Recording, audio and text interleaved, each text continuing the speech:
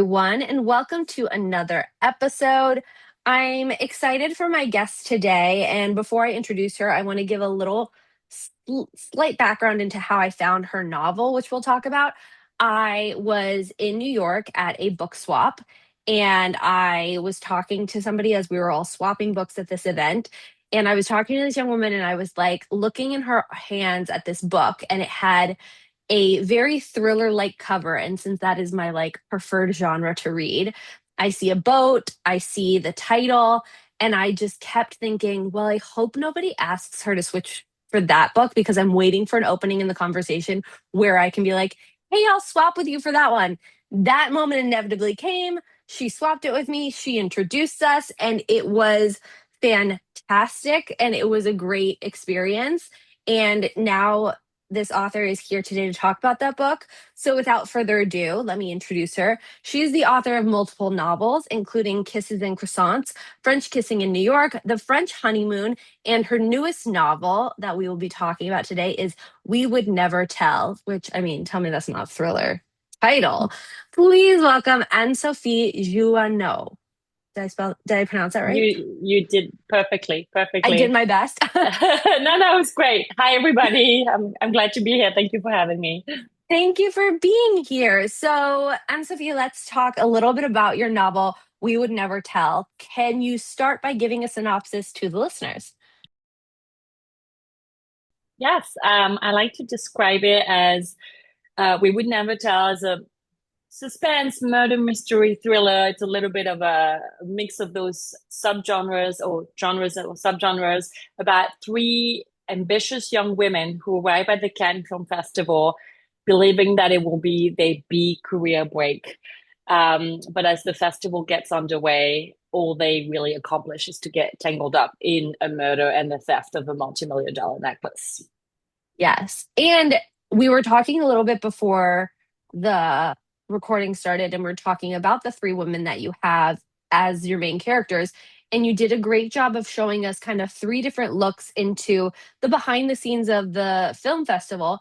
And I would say none of the three ladies are the main stars and like the ones you see on the red carpet. Each one has a sort of, I wouldn't say behind the scenes job for each of them, but kind of. And each has their own story that really leads up to the big, like, climax of the book. And so we really get to know each one individually and intimately.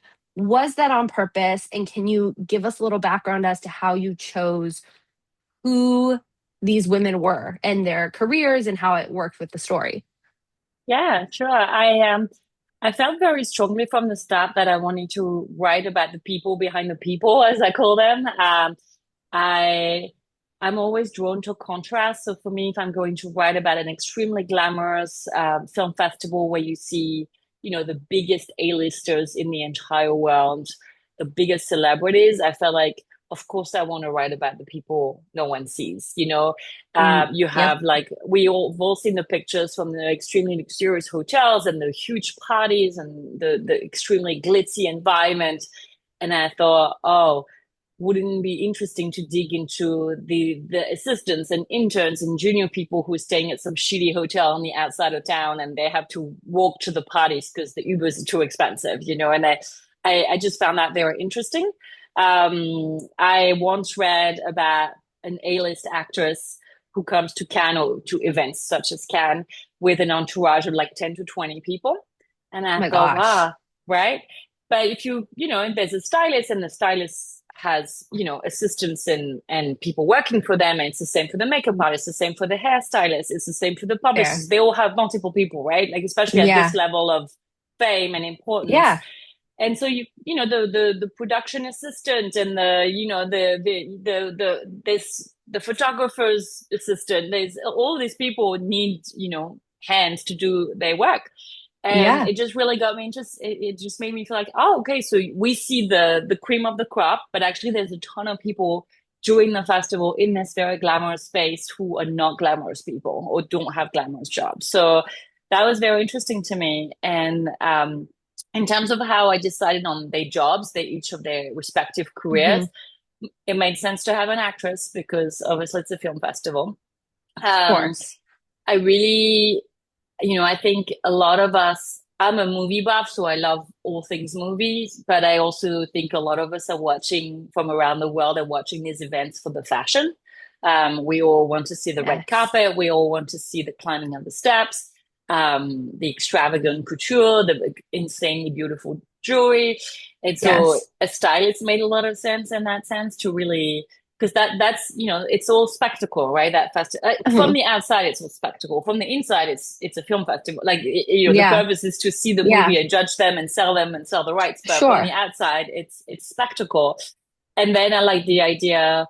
I think when I came to the thought of including a big Hollywood scandal at the center of my novel, it made sense to have a publicist who was going to be in charge of trying to deal with this huge mess. So that's how I decided on their Hmm. jobs. And I also think I read it at the perfect time. And for this episode coming out in July, it is a great. I read it in, I think it was right after it came out, April ish. And shout out again to Sydney in Books at Sydney in Books who gave me the book at the book swap. And we were talking about it. And it was, we both kind of, the way she described it with how I read it is similar, where it's a fun summer novel. It also is so well kind of paced out that you're not, I wouldn't say it's a popcorn thriller. It's very like intricate. You really give us the background of these characters along with the story, and so much happens. Like you said, it's kind of White Lotusy in the fact that you know somebody dies at the beginning, but you don't know who. And I think it would be great to see on film. Like it Yeah. really would be so interesting and so curious to see all these different characters kind of come together in one room and then also be like separate.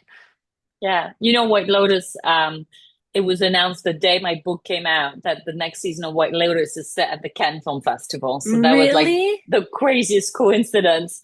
They Oh, made that public on the day it came out. So they will be a White Lotus at the Cannes Film Festival. I'm dying to see, what similarities there might be between the two. yeah. It'll be fun to see. That's crazy. That feels very And to serendipitous switch almost. gears into a Yeah. little bit of you As a writer, this is the first book of yours that I read. I think French Honeymoon is next because I love a thriller, but you also write romance. Can you tell Mhm. us a little bit about those two genres, how that came to be, and your journey as a writer? Yeah, of course. So I started writing for a French publisher, so I'm bilingual, and I've written and published a lot in French as well. And I kind of fell into young adult literature with my French publisher. That's sort of how I connected with them. And I wrote a 5 book novel series for them that was, I guess, young adult contemporary. Hmm. And when I moved to the US and started writing in English, it just felt like a natural segue for me to write in a genre, in an age category that I knew well. And I started writing young adult, yeah, contemporary rom-coms, and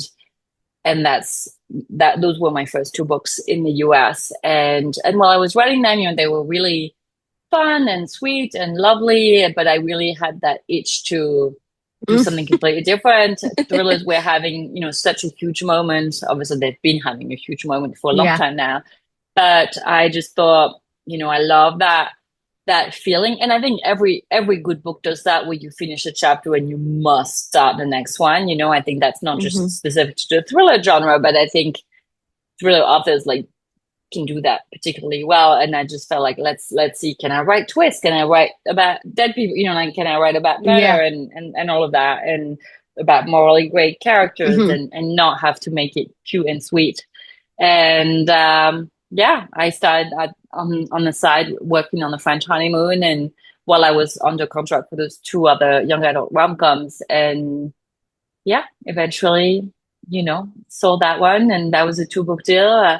I'm not particular, like I love thrillers, and I will continue to write them, but I also my next book is in a different genre, and I really like the idea of you know, thinking more of it as what is this, what is the story I want to tell, and what does it need? Like, what Yeah. does it need to be?